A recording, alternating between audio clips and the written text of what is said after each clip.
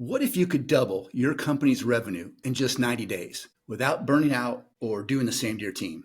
That's the bold promise of today's guest, Simon Severino. He's the creator of the Strategy Sprints method, author of Strategy Sprints, 12 Ways to Accelerate Growth for an Agile Business. And he's the CEO of a global consulting firm that helps companies achieve fast, sustainable growth by focusing on what really moves the needle. Simon has advised businesses worldwide, from scrappy startups to global enterprises, helping leaders eliminate bottlenecks, increase conversions, and build resilience without piling on endless tasks. His approach isn't about working longer hours. It's about working in focused sprints that turn strategy into real-time execution. Today, Simon will share how leaders can simplify decisions, focus their teams, and create growth with agility and clarity, even in unpredictable times. Simon, welcome to the show. Hey, Mason, thanks for having me. Hello, everyone. So, what's the core idea or essence of the Strategy Sprints method, and why does it work so reliably across industries? The essence is doubling revenue in 90 days. But one of the obstacles is that people are doing too much. They have too much on their plate. If you ask them, what are you working on? You get a list of up to 40 projects. And that's too much. You cannot really be on 40 high leverage activities. You probably can do 10 to 12 projects well. And out of those, you have probably 4 or 5 high leverage activities. So most people need to reduce the number of things that they're doing. And in order to do that, you need to strategize. You need to find the bottleneck and say, okay, of these 20 things, which are the 3, 4 that if I move those forward, the whole thing moves forward. And that's what we call a strategy sprint. In 90 days, we have 12 sprints of 1 week, and we define the bottleneck and we work towards solving it. So I know that you've worked both as an advisor and a business owner. What are some of the most memorable lessons or aha moments that you've experienced when you were on the receiving end of advice? Yeah, advising is easy, right? You just tell people what to do and you feel very smart. But on the other side, when you're in the trenches, it might be even the right thing to do, but it's tough. You have 100 moving parts and you're moving fast and things break. And so you are not in that clarity because you're building, you're shipping, you're delivering. It's a very different situation. So when you operate a business, you really need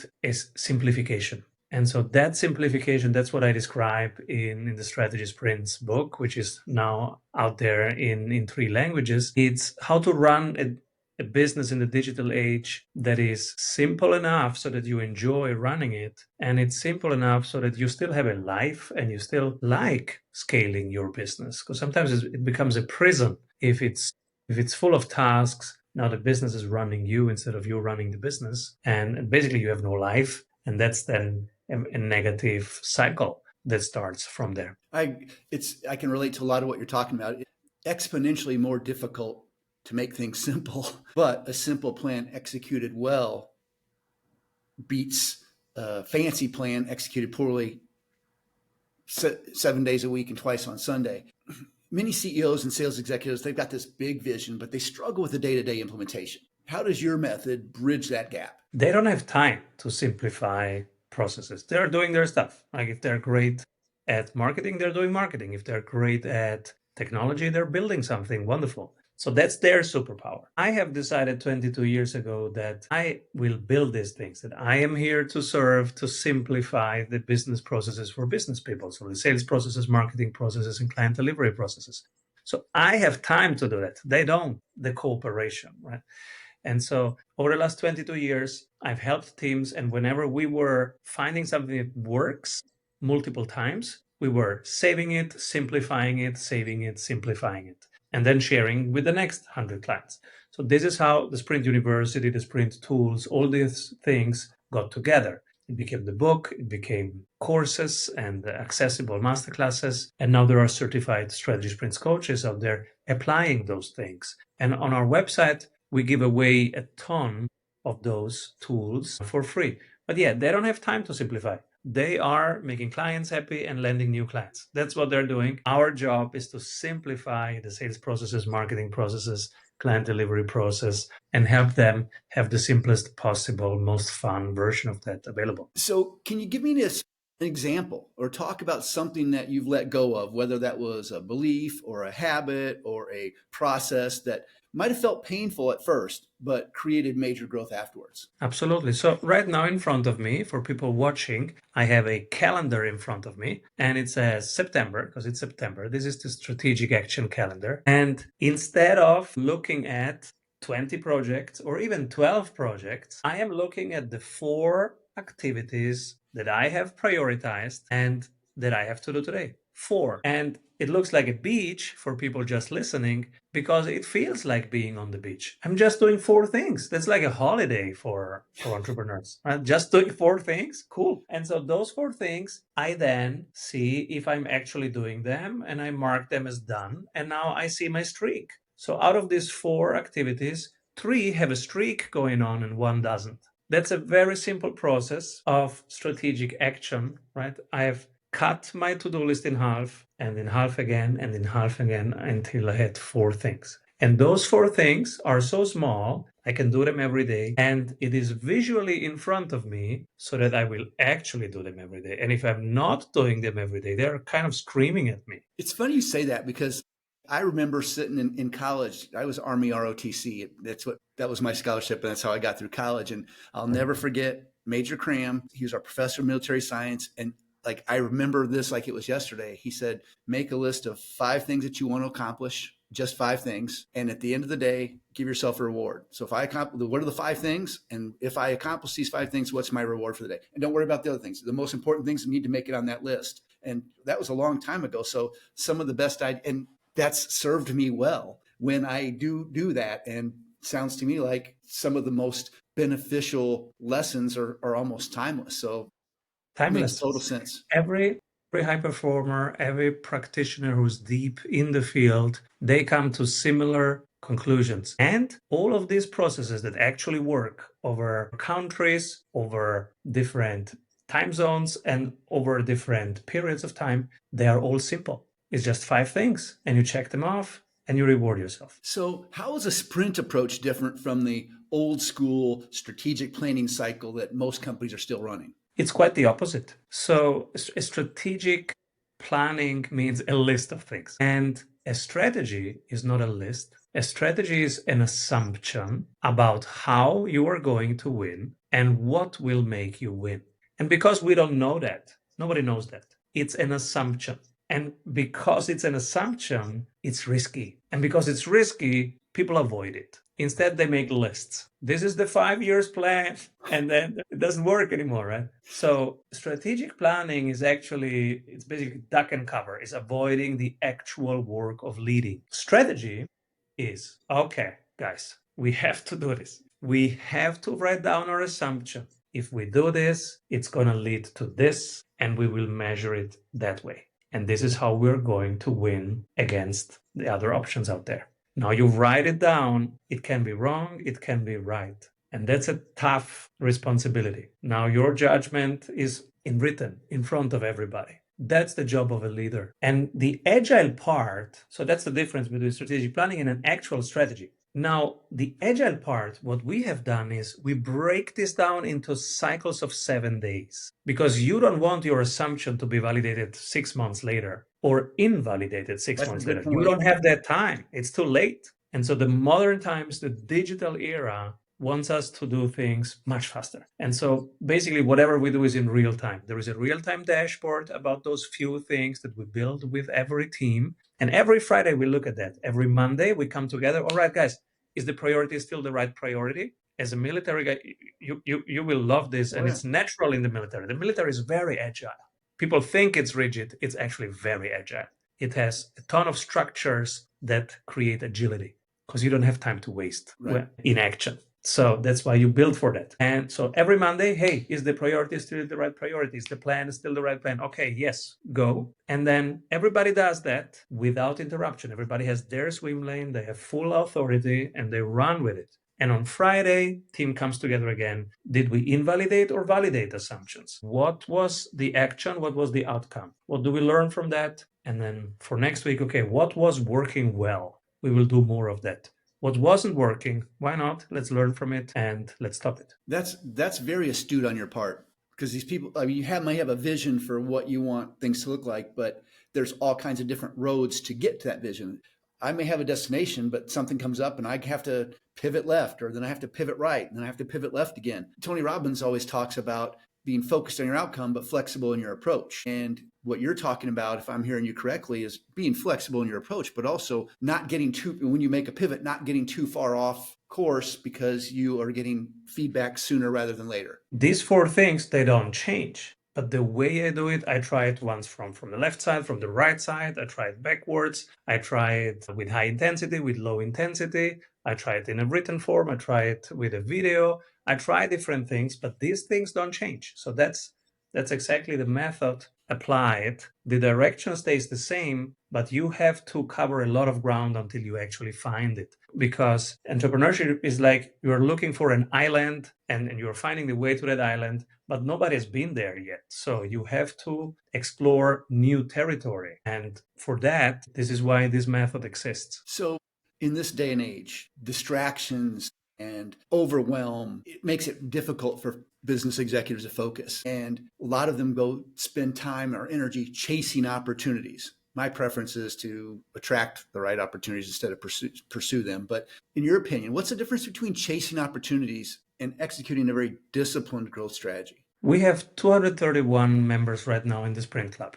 So we are 24/7 together on our app. So I have them on my phone. I see exactly where they get distracted. So they write down their four things. On Monday, it's all fine. Until Wednesday, everybody's doing stuff. On Thursday, 1/3 of them loses focus on social media. Another third of them loses focus and starts learning something about AI, which in theory is a good idea, right? You should be very, very, very It's good not one with of those four AI. things that they're supposed to be doing. It isn't. But sitting 3 hours in a course about AI or a certification about AI, that's exactly not what will propel you forward. Instead, you have your four things and try it one day with this AI and another day with that AI and another day with this prompt and another day with that prompt. That's the difference between being focused, having your focus in front of you, and actually showing up every day to do it, versus if you don't have that, it's so easy to get pulled in all directions. Very true. So, speaking of getting pulled in all directions, I know that you often speak of three levers, not 50 levers, not 100 levers, but three levers. You emphasize frequency, price, and conversion rate. Why are they so important? Those three things are directly in your control, and those three things make the difference. If you just improve slightly those three things, everything else is downstream from there. So think about it. And we model this in real time in our app. You can actually see it. So if I change, okay, I have just 24 hours per day. I have only 5 people on my team. So limited resources, limited attention. What should I improve this week? Let me model it. So people go in the Sprint Club on the app and they put in their own current numbers and they say, okay, if I increase my price by 1%, what happens over the next 5 years in monthly revenue and in monthly profits? If I increase the frequency of sales, so I make it just 1% faster, let's say it takes you 6 weeks to close a deal. Now you make it 1% faster. What's happening in revenue? What's happening in profits? And so you model those alternatives. And now you have clarity about what you should be doing this week.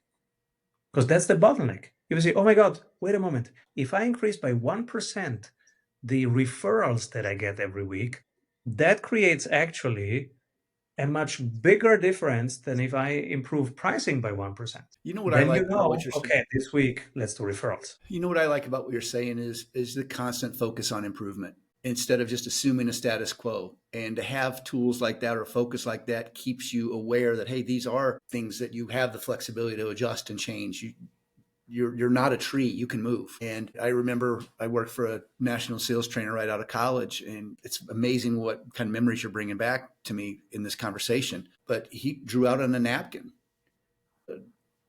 basically a right angle and said, if you can just improve 1% over time, and they drew up an angle of 1%, and down the road that was a big gap. Whereas if you don't focus on continual improvement, some of the things that you do right now you may not do as well, or as often, and it's like you'll see a 1% decline, and then you look over time, and the gap between 1% improvement and 1% decline is a huge margin. So I really love your focus on the continual improvement. Which, if any of those, do you think the CEOs underestimate, and why? So they would love to have a process that improves 1% every week, because CEOs, they understand exponentiality. They know the difference that 1% per week makes. They don't have the tools. That's why we've built the tools. If they have an option, hey guys, do you want your project to be measured and validated and reviewed every 6 months or every 6 days? CEO would pick immediately the 6 days. But they sit in a board meeting that has no agile processes. They have reports that are old, they're complicated, they take decisions with old tools that, like strategic planning, which don't help them, don't serve them right now. If they had a real-time dashboard, I was like, oh, this is my Philippine sales, this is my Europe sales, this is my North America sales. And if they can simulate, like we do in the real-time dashboard, oh, if I change by 1% this is what's happened, that's paradise for them. That's exactly what they need. They just don't have it right now because they need to simplify and aggregate everything into one real-time dashboard. So I know we talked a little bit about it, but I'd like to kind of come back to it. What does your data or your experience tell you about the hidden costs of leaders chasing too many shiny objects? It's incredible what happens to you. So the opposite of what you just said. So if you improve by 1%, it creates an exponential curve. The opposite is if you don't, now you're guessing all the time. So you're doing stuff, but you don't know every 6-7 days if it actually works. So you're guessing on budget decision. You are guessing on capital allocation. You are guessing on which are your high performers and who is not a high performer, because you don't know in real time. So now these three things alone, budgeting, capital allocation, and managing high performers, losing high performers because they will go. If they don't have a loop, can you imagine an NFL player that does their thing and then there is no immediate score? They would leave the stadium. Absolutely. What kind of game is that? Right. No high performer would stay in a situation where there is no real-time loop And I and don't want to scoring. oversimplify it, but if you think about it from the top performing reps perspective, they don't want to be just hassled and start and stop trying to accommodate and respond to quickly whatever fantasy or wishful thinking someone leading without data is concocting. Exactly. So It's if you want to keep high performers, you have to create these conditions. These conditions where on Monday you have a clear path forward, then everybody does their thing until Friday, and on Friday you come together, you learn, you celebrate, and you applaud those exceptional results. Even if it's just 1% above, let's say, the medium, the average results, that 1% gets celebrated. We have sounds here, like literally I click on boards here and there is sounds coming up all the time to celebrate the performance. Even if it's just 1.1% above average, we will celebrate that one because you want to create that scoreboard, that leaderboard, and you want to celebrate it all the time. And you and I have both been around long enough, and I think most people listening know that a lot of salespeople, if they're out in the field, like, oh, the boss doesn't have any idea what's going on. The boss has no clue. If the boss was out here with me, they would know, he or she would know that I'm doing this and doing this and doing this and doing this. And I give them feedback and they don't listen. They don't have any idea what's going on. This preemptively and proactively solves that problem because they know the boss knows exactly what's going on in real time, and it's not guesswork. And a team leader at that point, boss, team leader, whatever, literally has the ability to look on a real-time basis and also say, hey, and be proactive in supporting those salespeople out in the field to say, hey, this is what we need to do. This person's going to need some resources. I need to get the resources and support to these people so they can accomplish these things and it's just a way better way of doing things. I understand what you're saying. Yes, same thing with marketing and sales, right? They have to be really aligned together and they rarely are. And because they don't come together every Friday, to talk about results, they can usually not align. And so marketing is doing activities that don't bring in the right people for the right reasons. And then sales is frustrated about marketing, but they never come together to tell each other that, hey, marketing, I need something else than brochures. I need this, and I need that information, and I need it this way on my phone. Right. The co-author of my first book, he was always a very good mentor to me. His name was Alan Minster, and he always explained to me one time, said, Mason, most people don't understand the difference between sales and marketing. Marketing is like planting a crop in the springtime. You kill the bugs, you water the soil, you fertilize it, you give it time to grow. Sales is the harvest. But so often people are trying to harvest where no crop's been planted, or worse, the salespeople don't follow up, and someone else comes along and reaps the rewards for their effort. So the importance of sales and marketing working together is critical. I like that metaphor, yeah. So there's that age-old debate, and I'm just curious what your take is on it. There's that age-old debate about whether salespeople are born or whether they're made. Do you think it's possible to transform a non-salesperson into a top closer? And why do you feel that way? Does it even matter? Performance matters. If on Friday we come together and we are 0.1% above last week, that's amazing. Do I care if this is nature or nurture? Not at all. We're winning. We only care about winning. Where the winning comes from, that's secondary. Right now, we want to feel that what we did score some points. We're winning. Fantastic. Let's go home, guys. Let's enjoy our families, our friends, and on Monday, let's crush it again. Fair enough. So in turbulent markets, do you think that narrowing focus actually makes a company more resilient, or does it make it vulnerable or fragile? And why do you think that? You need vision, execution, and you need no friction. Those are the three things. So vision, so that even in turbulent times, you still move in the right direction. And the right direction changes because you are here now that the right direction is there, right? And when you're here, the right direction is there. So it's like a compass. Without that vision, you're lost. So you need vision. But then you need also execution. Every day, 1%, every day, a little step, every day, try one new thing. And the third element, this is what people sometimes forget, is you have to remove friction. If it's too complicated, even if your vision and execution, but now your salespeople need 25 minutes to input the data about that meeting into a horrible CRM that nobody looks at. Now you're creating friction. So you have the right direction, you have people who execute, but now they hate the workflow itself. It's not fun. You're turning salespeople into overpriced data entry clerks. Exactly. And it's what most teams do. And they should be spending their time out in front of qualified and interested prospects instead of being an overpriced data entry clerk. It's even worse. I see salespeople that have to do even the bookkeeping, like, putting in all sorts of data, not just the phone number of the person and of the client or the LinkedIn URL, but even how much they charge for which thing and the tax code. And at a certain point in time, a lot of these salespeople, and I know I'm painting with a little bit of a broad brush, but a lot of these salespeople are like, no good deed goes unpunished.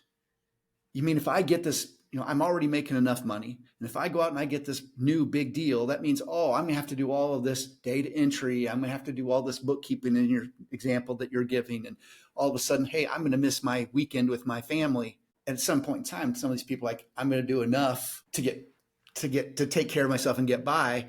And I get it, but that's not maximizing what the company's capable of achieving. And when that friction, as you described, is put in place that punishes people for doing a good job, i.e. getting a sale, by giving them a whole bunch of grunt work and things that are mind-numbing that can certainly be outsourced or offloaded to a member of support staff for a fraction of the price. Like, those shouldn't be complicated decisions for businesses, but some of them are still in need of making those. That's why it's three things: vision, execution, and the removal of friction. So if we were to revisit this conversation in 5 years, how do you think CEOs will be running their growth strategies differently from today? In 5 years, what we're talking about will be normal. It will be absolutely normal. You just walk around and you have some form of glasses, probably some small things that's on us, like our watch or our glasses or just our phone. We're talking to it. Hey, what was the name? Hey, what was the name of that person that I met last week? And what did I promise them to send? Oh, Simon.